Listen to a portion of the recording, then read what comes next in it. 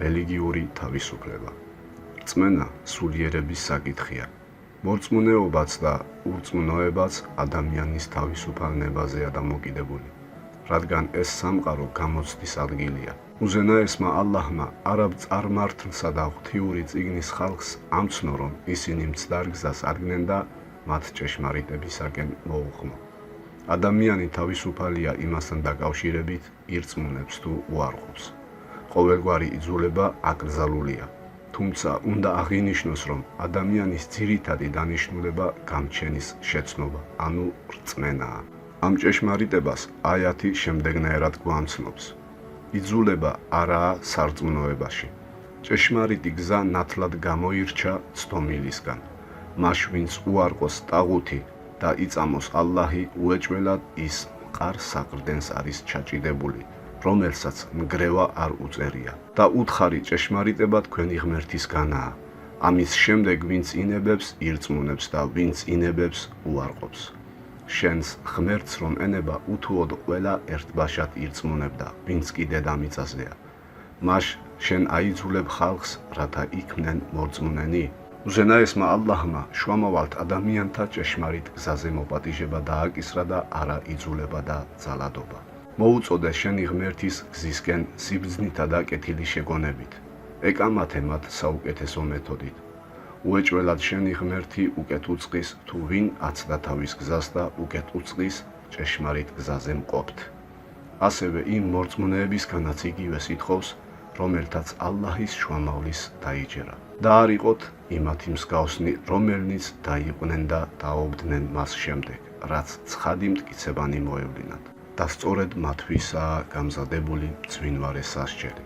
თუ ეკამათებით წიგნის ხალხს მხოლოდ საუკეთესო გზით, ეს არ ეხება მათგან იმათ, ვინც უსამართლოდ იქცევა. უთხარით, ჩვენ ვირწმუნეთ ის, რაც ზეგარდ მოგვევლინა და ის, რაც თქვენ გარდ მოგევლინათ. ჩვენი და თქვენი ღმერთი ერთია და ვმორჩილებთ მხოლოდ მას.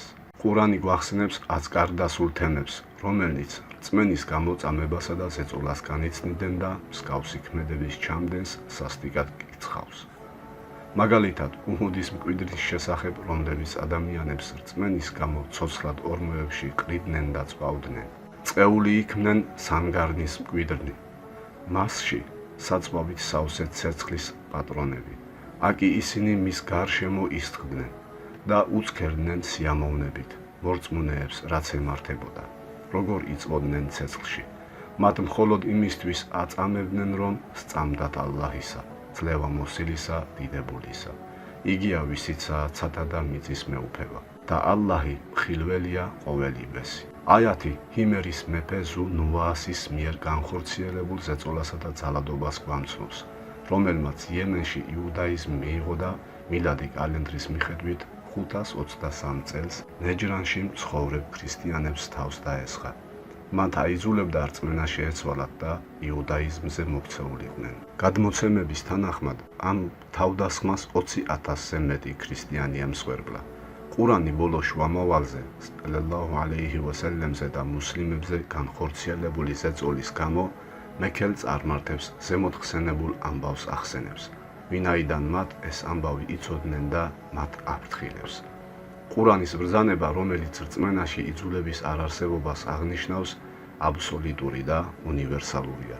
ამის მხოლოდ ერთი გამონაკლისი კი ვიღაცის მიერ რწმენობრივი ვალდებულების შესრულებით და რწმენის მიმართ არსებული დამოკიდებულებით სხვაზე ზიანის მიყენებაა. რწმენის სახელით მანიპულირება და სხვისი უფლებების შელახვა, ან რწმენის მიმართ შეხედულებიდან გამომდინარე სხვისი შეწუხება და მათთვის სიწმინდეთ მიჩნეული დარბევა, განადგურება ყოვლად დაუშვებელია. აქედან გამომდინარე რწმენობრივი მოვალეობის შესრულება არ შესრულება ადამიანის სრული თავისუფალი არჩევანია, რომელიც ალლაჰის წიაღ არსებული პასუხისმგებლობის თემას ეხება. რწმენა ალლაჰის მიერ დადგენილი ღვთიური ღირებულებების სისტემას ეწოდება, რომელიც გონიერი ადამიანების მიერ თავისუფალი არჩევანის სარგებლობით ჭეშმარიტებაზე ზიარებისთვისაა დადგენილი. რელიგიის საფუძვლებს რწმენა, ხოლო რწმენის საფუძვლებს გულით დაჯერება ახლავს. ადამიანის მიერ რაღაცის სურვილისამებრ არჩევა მხოლოდ და მხოლოდ გულში არსებული გავლენით არის შესაძლებელი. ამიტომაც ღვთიური ნებასურვილის გამოვლენა თანხმობაზეა დამოკიდებული. აქედან გამომდინარე ისლამის სწავლულებიც ზეწოლისა და ძალდატანების მეშვეობით რწმენის სიტყვიერად აღიარებას მიუღებლად მიიჩნევენ. მაგალითად, ჰანბელის სწავლული იბნი ყუდამე შემდეგნაირად ბრძანებს: არ ჩაითვლება მუსლიმად ისეთი არამუსლიმი, რომელიც ისლამურ საზოგადოებაში ცხოვრობს და ისლამის მიღებისთვის ზეწოლას განიცდის, ან ისეთი არამუსლიმი პირი, რომელიც თავის დაცვის სანაცვლოდ ისლამის მიღების ზეწოლას განიცდის, რომელიც ისლამის თანახმად მიუღებელი საქციელია. მსგავსი ზეწოლის ქვეშ მყოფი პირები მუსლიმად ჩაითვლებიან მაშინ, როცა საკუთარი ნებით ისლამს აღიარებენ. ზეწოლა და ძალდატანება ადამიანს ისლამის მიერ დაგმობილ საქციელამდე მიიყვანს, რომელსაც ორპირობა, მუნაფიყობა ეწოდება. სიტყვაა და ქცევა, რომელიც გულწრფელობასა და თავისუფალნებაზე არ არის გამოყენებული ფუჭია, ვინაიდან ყურანი ორპირთ, ფარისეველთ, ურწმუნოზე მეტად საშიშ ადამიანად მიიჩნევს. სიტყვა და ქცევა, რომელიც გულწრფელობასა და თავისუფალნებაზე არ არის გამოყენებული ფუჭია, ვინაიდან ყურანი ორპირთ, ფარისეველთ, ურწმუნოზე მეტად საშიშ ადამიანად მიიჩნევს. ალლაჰის შუამავალი, სალალლაჰუ ალეიჰი ვასალამი, შუამავლობის 23 წლის პერიოდში, როგორც რწმენის მიღების, ასევე რწმენობრივ ქმედებების შესრულებაშიც არავის მიმართ ზეწოლის ფორმას არ მიმართავდა.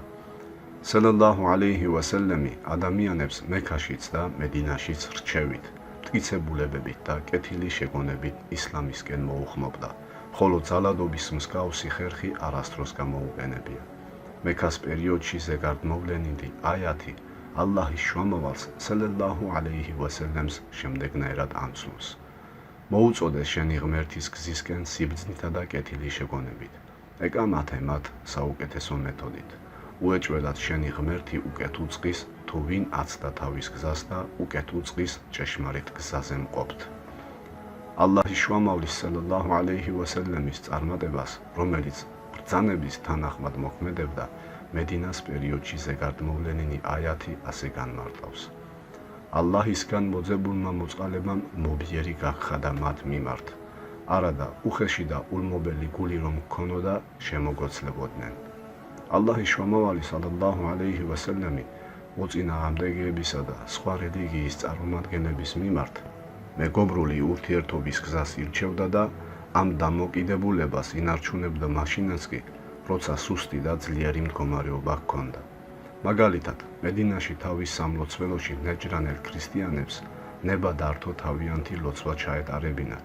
ამიტომაც იმ პირებს, რომლებსაც სხვადასხვა მხარეში წარმომადგენლად ადგენდა, იქ მყოფი იუდეველნის და ქრისტიანების მიმართ ზეწოლის განხორციელებას უკრძალავდა. როცა ჰაიბერის ბრძოლაში ძვირფასმა ალიმ დროშა ხელთ აიღო, ალლაჰის შუამავალს შემდეგნაირად ჰკითხა: ალლაჰის შუამავალო, ამ ადამიანებს მანამ უნდა ვებრძოლო, სანამ ისლამს არ მიიღებენ? ალლაჰის შუამავალმა სალალლაჰუ ალეიჰი ვასალამმა მიუგო: ფიცავ ალლაჰს, თუ კი ალლაჰი შენი საბაბით ერთ ადამიანს ჭეშმარიტ გზას დაადგენს, უფრო უკეთესია შენთვის, ვიდრე წითელი აქლემის პატრონი გახდე. ალლაჰის შუამავალი სალალლაჰუ ალეიჰი ვასალამი როგორც ჰაიბერის ბრძოლაში ძვირფას ალის, ასევე ყველა მუსლიმს აცნობებს, რომ მათი მოვალეობა ადამიანებზე ჭეშმარიტი გზის მიწოდებაა. როგორც რწმენის არჩევა, ასევე რწმენაზე უარის გაცხადებაც თავისუფალი არჩევანის ნაყოფია.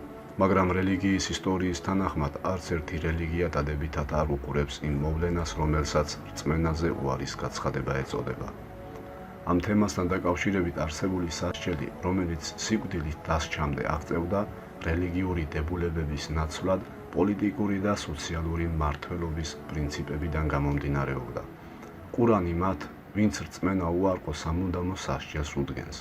სურა ბაყარას 217 აიათი ამ თემასთან დაკავშირებით შემდეგნაირად მოგვითხრობს: და თუ რომელიმე თქვენგანი განეშორება თავის სარწმუნოებას და მოკვდება ურწმუნოდ, ასეთებს ამაოებად ექცევათ ამ ქვეყნიური და იმ ქვეყნიური ცხოვრება, აი ცეცხლის ბინადარნი, ისინი იქ სამუდამოდ დარჩებიან.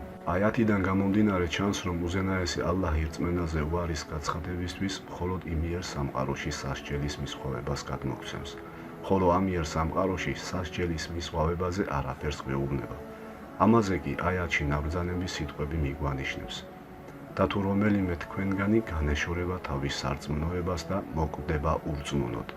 სურა ალი იმრანის 86-90 აიათში რწმენის მიღების შემდეგ რწმენაზე ვარის გაცხადებისთვის იმიერ სამყაროში სასჯელის მიზღვავებაზე მიგვანიშნებს. სურა ალი იმრანის 97 აიათში კი სასჯელის განმარტებას გვამცნობებს. ტანჯვა არ შეუმსუბუქდება მაგათ და არც არავინ შეხედავს. ისინი იქ მარად დარჩებიან.